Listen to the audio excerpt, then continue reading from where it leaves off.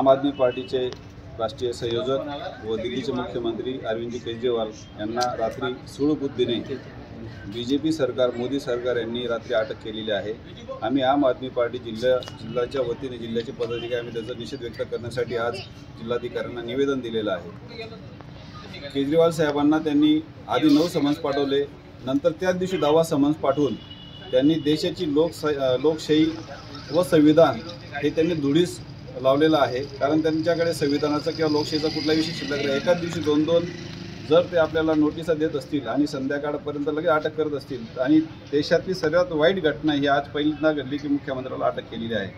म्हणून आज आम्ही जिल्हाधिकाऱ्यांना एकच सांगितलं की जर संविधान वाचवण्यासाठी आपल्यासारख्या अधिकाऱ्यांनी पुढाकार घ्यावा व या सगळ्या गोष्टींचा ताळमेळ लागावा। का कुठलाही आरोप नसताना त्यांना अटक केलेली आहे ही फार शोकांतिक आहे। आज आपण जर बघितलं भारतामध्ये किंवा महाराष्ट्रामध्ये इकडे आरोप करायची, तिकडे त्या पक्षात प्रवेश करतात, लगेच त्यांना मंत्रिपद भेटतात, लगेच आर्थिक मंत्रिपद भेटतं। तर ही दुर्दशा आपल्या देशात जास्त आहे। त्यांच्याकडे कुठलं वॉशिंग मशीन आम्हाला माहीत नाही, पण आमच्या कुठल्याही पदाधिकाऱ्यांनी किंवा नेत्यांनी कुठलाही फ्रॉड केलेलं नसताना त्यांना एकाला एक अटक करतायत।